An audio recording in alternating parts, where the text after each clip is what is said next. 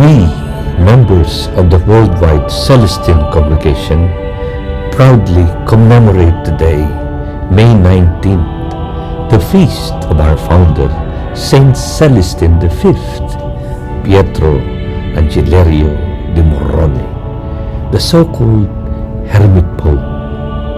Before Pope Emeritus Benedict XVI, Celestine was the first Pope who resigned from office. He reigned for only 5 months as Supreme Pontiff before he abdicated. Since his death in the end of the 13th century, Saint Celestine has been the subject of much speculation and intrigue, with the legend holding that he was murdered by his successor, Boniface VIII. Recent scientific tests on the Pope's skeleton, however, suggests that this murder theory might be false, holding that Celestine died slowly from natural causes. Celestine was born in San Angelo, Limosna, Italy, in 1215. He was the 11th son among the 12 children of his parents, Angelo Angelerio and Maria Leone. From the early years of life, he was a prayerful lad who enjoyed solitude. At the age of 20, he started his vocation as a monk in the hills of Abruzzi near Sulmona, Italy, where he started his community, which he called Brothers of the Holy Spirit, or what is now known as the Benedictine Celestines. In the year 1294, after 2 years without a pope, Pietro sent a strong letter to the cardinal electors, warning them of heaven's wrath because of their indecisiveness. Because of this, the cardinals were impressed with the concern expressed by the holy hermit, whom they elected there and then as the new pope.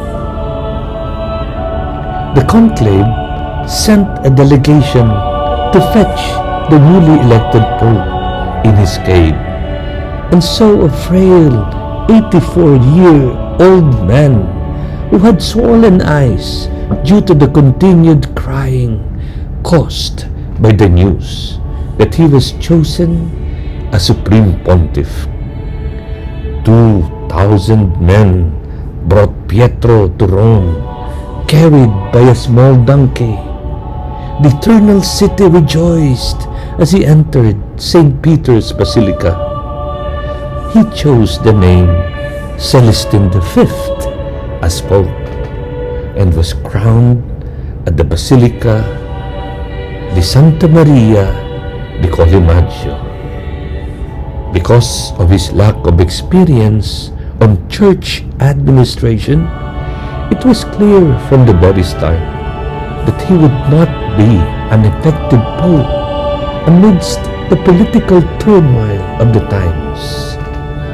After consulting the College of Cardinals and church canon lawyers, he immediately wrote his solemn declaration of abdication, which he, like Pope Benedict XVI, read in front of the highest officials of the Catholic Church, taking off before the congregation, one by one, his papal vestments and crown, returning to his humble habit as monk. He begged the forgiveness of his fellow bishops and asked their prayers that they may choose his successor ASAP. He planned to go back to his monastic community. However, the new elected Pope Boniface VIII prevented him from doing so, fearing that a schism in the church might develop with two living popes. Boniface therefore ordered Celestine to remain in the Vatican, where the holy monk passed away on May 19, 1296. Then, after only 17 years, Celestine V was proclaimed a saint. It was March 18, year 2000, that the first Filipino Celestine priest was ordained in Tarlac, signaling the revival of the Benedictine Celestine the Fifth Congregation male members after its last monk died in 1945. The late Msgr Anselmo Pamintuan is the founder of the Philippine Benedictine Celestine of the Renewal. Don LORENZO Maria, SSCV, is now the priest shepherd of the group, which is now registered as the Society of Saint Celestine V. The motto chosen by Monsignor Moy, Pax et Perdonanza, peace and pardon, remains. Saint Celestine's legacy